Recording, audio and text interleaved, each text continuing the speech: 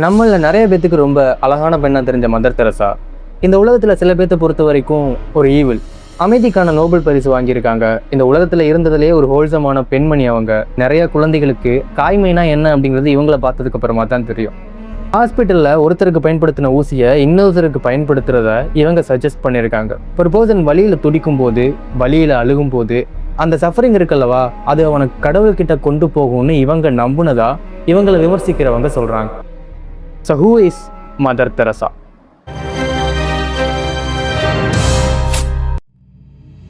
Mother Teresa பிறந்தப்போ இளம் வயதுல அவளோட பேரு ஆக்னஸ் கோன்கா. யூரோப்ல ஒரு அழகான குட்டி டவுன்ல இந்த பொண்ணு பிறக்கிறா. Deeply religious family. கிறிஸ்டியானிட்டிக்காக அவங்க என்ன வேணா செய்வாங்க அப்படிங்கிற மாதிரியான கண்டிஷன். இந்த பொண்ணு வளர்ந்த சரௌண்டிங் அவளோட மனநிலையை மாற்ற ஆரம்பிக்குது. கொஞ்ச நாட்கள்லயே ரிலீஜியஸ் பணிகள்ல ஈடுபட ஆரம்பிக்கிறா. யூரோப்ல ஒரு கிறிஸ்டியானிட்டி நன்னாவும் இந்த பொண்ணு இருந்திருக்கா. அடுத்த ஒரு 40 வருடம் என்னென்னமோ நடக்குது. அந்த பொண்ணு இந்தியாவுக்கு மூவ் ஆகுறா. இந்தியாவில் ஏதோ சில காரணங்களுக்காக டீச்சராக ஒர்க் பண்ணுறா. அதுக்கப்புறம் மெல்லமா அங்கே இருக்கக்கூடிய போர் பீப்புளை பார்க்கும்போது மனதளவில் கஷ்டப்படுறா. ஏன் இவங்கெல்லாம் இப்படி இருக்காங்க, இவங்களுக்கெல்லாம் தாய்மை உணர்வுனா என்னன்னு தெரியுமா, இவங்களை கவனிச்சுக்க ஆள் இல்லையா அப்படிங்கிற மாதிரி எக்கச்சக்கமான டிப்ரெஷனுக்கு அந்த பொண்ணு போயிட்டா. அவன் மனதில் இருக்கக்கூடிய அவ்வளோ குழப்பங்களுக்கும் பதில் சொல்ற மாதிரி நானே இவங்க எல்லாத்துக்கும் தாயா இருக்க போறேன் அப்படிங்கிற முடிவு எடுக்கிறான். இதுக்காக அந்த பொண்ணு ஒரு ஆர்கனைசேஷனையும் ஆரம்பிச்சா. இந்த மாதிரி 1950ல மதர் தெரசா இருக்காங்கல்லவா, இவங்கனால ஆரம்பிக்கப்பட்ட ஒரு அமைப்பு தான் மிஷனரிஸ் ஆஃப் சேரிட்டி. ஆரம்பத்துல இதோட கோல் ரொம்ப சின்னதாக தான் இருந்துச்சு. நிறைய போர் பீப்புளுக்கு நம்ம ஹெல்ப் பண்ண போறோம் அப்படின்னு. அப்புறம் ஒரு 10 ஆண்டுகள் மெல்லமா கடந்து போகுது. இந்த 10 ஆண்டு காலத்துல நிறைய மக்களை இவ தத்தெடுத்து வளர்க்க ஆரம்பிக்கிறான். நிறைய ஏழை எளிய மக்களுக்கு மெடிக்கல் கேர்ல இருந்து சப்போர்ட் வரைக்கும் எல்லாத்தையும் கொடுக்க ஆரம்பிக்கிறான். 1960ஸோட ஆரம்ப காலகட்டம். நிறைய பத்திரிகையாளர்கள் மதர் தெரசாவை நோட்டமிட ஆரம்பிக்கிறாங்க. மதர் தெரசாவை பத்தி ஹோல்சமான ஸ்டோரிஸை எழுத ஆரம்பிக்கிறாங்க. இந்த ஆர்டிக்கல்லாம் வெளியாக ஆரம்பிச்ச டைம் பீரியட்ல உலகம் முழுக்க நிறைய பகுதிகளில் பெண் தேவதை, வாழும் தெய்வம் அப்படிங்கிற மாதிரி நிறைய பேர்கள்ல மதர் தெரசா அழைக்கப்பட்டா. அதே 1916ல பிரிட்டிஷோட ஒரு ஃபில்ம் மேக்கர் மால்கோல்ம் அப்படிங்கிற ஒரு பர்சன் இவங்களை பத்தி ஒரு அழகான டாக்குமெண்ட்ரி ரிலீஸ் பண்றாங்க. அந்த டாக்குமெண்ட்ரி பெருமளவுல வைரல் ஆகுது. அதை பார்த்த நிறைய பேர் தான் இவங்களை மதர் தெரசா அப்படின்னு அழைக்க ஆரம்பிச்சாங்க. பேசிக்கா வந்துட்டு இந்த ஒரு டாக்குமெண்ட்ரி வைரல் ஆனதுக்கு அப்புறமா இது நிறைய பேரை இன்ஸ்பயர் பண்ணுது. நிறைய நாடுகள்ல இருந்து மதர் தெரசாவை பார்க்க நிறைய பேர் வர்றாங்க. மதர் தெரசா இருக்காங்கல்லவா, அவங்களோட அந்த குறிப்பிட்ட கம்பெனி மிஷனரிஸ் ஆஃப் சேரிட்டி இருக்குல்ல, அதுக்கு அதிகமான டொனேஷன் வர ஆரம்பிக்குது. மதர் தெரசாவுடைய அமைப்பான இந்த மிஷனரிஸ் ஆஃப் சேரிட்டி கிறிஸ்டியானிட்டியை மையமா வச்சு உருவாக்கப்பட்டது. இந்த ஒரு குறிப்பிட்ட அமைப்பு ஆரம்ப காலகட்டத்தில் நிறைய மத சார்புள்ள ஆர்கனைசேஷன்ல இருந்து காசு வாங்க ஆரம்பிக்குது. இதுக்கப்புறமா அந்த பிரிட்டிஷ் ஃபில்ம் மேக்கர்னால ஒரு டாக்குமெண்ட்ரி ரிலீஸ் பண்ணப்பட்டுச்சல்லவா, அதை பார்த்து நிறைய பேர் தெரசா மேல இம்ப்ரெஸ் ஆகி இவளுக்கு காசு அனுப்ப ஆரம்பிச்சாங்க. இவளோட ஆர்கனைசேஷன் கொஞ்சம் கொஞ்சமா வளர ஆரம்பிக்குது. 1970s மாதிரியான டைம் பீரியட்ல உலகத்தோட பல பகுதிகளில் பல போரான கண்ட்ரில இந்த ஆர்கனைசேஷன் இருந்துச்சு. அது 1970ஸோட எண்ட். சரியா 1979 மதர் தெரசாவுக்கு நோபல் பீஸ் பிரைஸ் கிடைக்குது. இந்த ஒரு பிரைஸ் அப்படிங்கிறது அந்த டைம் பீரியட்ல உலகத்தோட மிகப்பெரிய ஹானர்ல ஒன்று. இந்த மாதிரி ஒரு பிரைஸை மதர் தெரசா வாங்கிட்டாங்க அப்படின்னு தெரிஞ்சதுக்கு அப்புறமா உலக நாடுகள்ல இருந்து நிறைய ஃபேமஸான பர்சன் இவங்களை பார்க்க விரும்புனாங்க, இவங்க கூட பேச விரும்புனாங்க. நிறைய நிகழ்ச்சிகள்ல மதர் தெரசாவை இன்வைட் பண்ணி அவங்களுக்கு ஒரு சிறப்பு அந்தஸ்து கொடுத்தாங்க. 1980 மாதிரியான டைம் பீரியட்ல இவங்க எந்த அளவுக்கு ஃபேமஸாக இருந்தாங்களோ அந்த அளவுக்கு நோட்டமிடப்பட்டாங்க. நிறைய வாலண்டியர், டாக்டர், ஜேர்னலிஸ்ட் அப்படின்னு தன்னைத்தானே ஒரு நோயாளி மாதிரியோ இல்லை அனாதை மாதிரியோ இவங்க கிட்ட கொண்டு போய் ஜாயின் பண்ண ஆரம்பிச்சாங்க. இவங்களோட அமைப்பு எந்த மாதிரி இருக்கு, பராமரிப்புகள் எந்த மாதிரி இருக்கு, மக்கள் அங்கே என்ன பண்ணப்படுறாங்க அப்படிங்கிறத கொஞ்சம் கொஞ்சமாக அப்சர்வ் பண்ண ஆரம்பிச்சாங்க. அந்த டைம் பீரியட்ல மதர் தெரசா அப்படின்னு எடுத்துக்கிட்டிங்கன்னா இவங்களோட அமைப்பான மிஷனரிஸ் ஆஃப் சேரிட்டி உலகம் முழுக்க இருந்து $மில்லியன் டொனேஷனை வாங்கிட்டு இருந்தாங்க. அவ்வளோ டாலர் இருக்கக்கூடிய ஒரு அமைப்பு நடத்தக்கூடிய ஹோம்ஸ், அப்புறம் அந்த ஹாஸ்பிட்டல்ஸ் எந்த அளவுக்கு மல்டி ஸ்பெஷாலிட்டி லெவலில் இருக்கும் அப்படிங்கிற மாதிரியான எக்ஸ்பெக்டேஷன் இருந்துச்சு. ஆனால் உள்ளே போய் பார்த்த நிறைய பேத்துக்கு வந்துட்டு அப்படியே ஆப்போசிட்டாக சில விஷயங்கள் காணப்பட்டுச்சு. சாதாரண காய்ச்சல்னால பாதிக்கப்பட்டவங்க, வைரல் ஃபீவர்னால பாதிக்கப்பட்டவங்க, காலரா, டைபாய்ட்னால பாதிக்கப்பட்டவங்க அப்படின்னு எல்லாருமே ஒரு க்ரௌடான ரூமில் சின்ன சின்ன பழைய பெட்டில் படுக்க வைக்கப்பட்டிருந்தாங்க. ஸோ அந்த இடத்துல கண்டாமினேஷன் ரிஸ்க் இருக்குது. இந்த மாதிரி ஒரு க்ரௌடான ரூமில் யாருக்கு என்ன நோய் அப்படின்னு தெரியாமல் எல்லாரும் ஒரே இடத்துல வைக்கப்பட்டிருந்தாங்க. அங்கிருந்த நிறைய பேர் வழியில துடிச்சுக்கிட்டு இருந்திருக்காங்க. ஆனால் அவங்களுக்கு சரியான மெடிக்கல் கேர் கொடுக்கப்படலை. இதுக்கு காரணம் என்ன அப்படின்னு கேட்கும்போது மதர் தெரசாவுக்கு அந்த சஃபரிங் மேல இருந்த தாட், அதாவது ஒரு மனிதன் எந்த அளவுக்கு கஷ்டப்படுறானோ, எந்த அளவுக்கு வலியை அனுபவிக்கிறானோ, எந்த அளவுக்கு பிரச்சனைகளை டோலரேட் பண்றானோ அதே அளவுக்கு அவன் கடவுளை நெருங்குவான் அப்படிங்கிறது இவங்களோட நம்பிக்கை. ஸோ மதர் தெரசா இந்த மாதிரி வலினால சஃபர் பண்ணும்போது மெடிக்கல் கேரை தவிர்த்திருக்காங்க.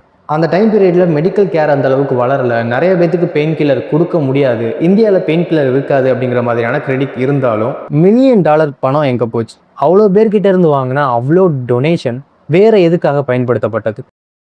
இதில் ஒரு முக்கியமான கிரெடிட் டாக்டர் ராபின் ஃபாக்ஸ் உடையது. இந்த நபர் இந்த மிஷனரிஸ் ஆஃப் சேரிட்டி மூலியமா நடத்தப்பட்ட நிறைய ஹாஸ்பிட்டலுக்கு போனதுக்கு அப்புறமா சில முக்கியமான விஷயங்களை முன் வச்சாரு.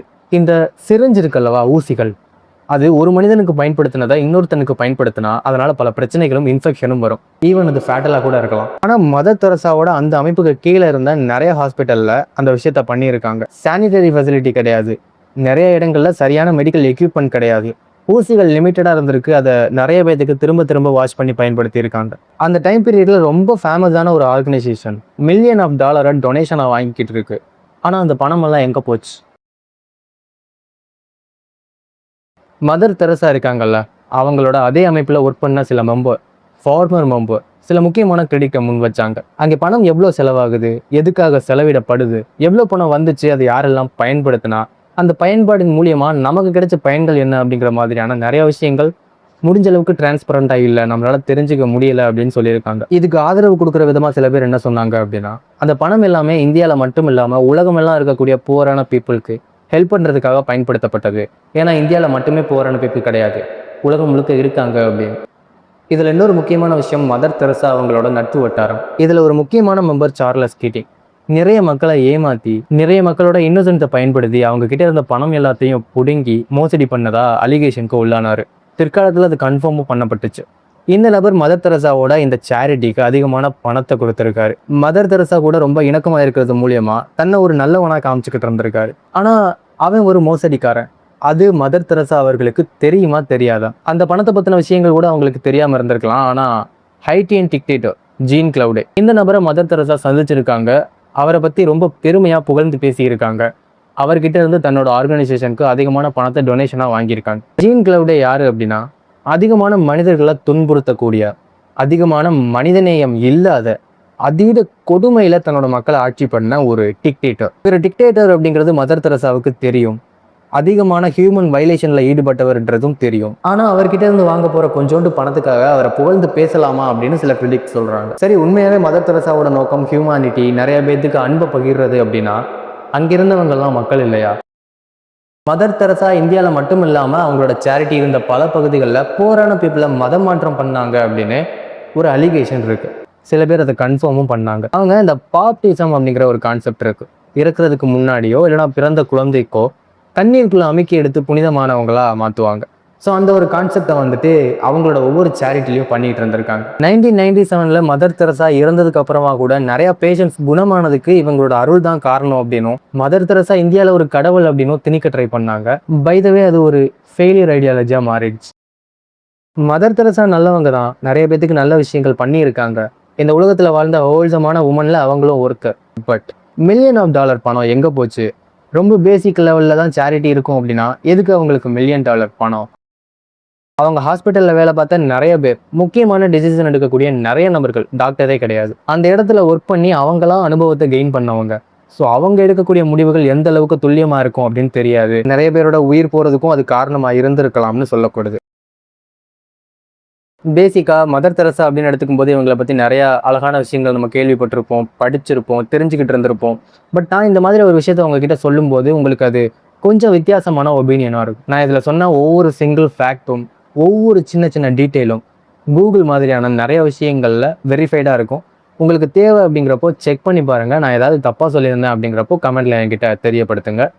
ஸோ இன்னொரு நல்ல ஃபேக்டோட, நல்ல இன்ஃபோவோட, ஒரு நல்ல வீடியோவோட உங்களை வந்து பார்க்குறேன். பாய்.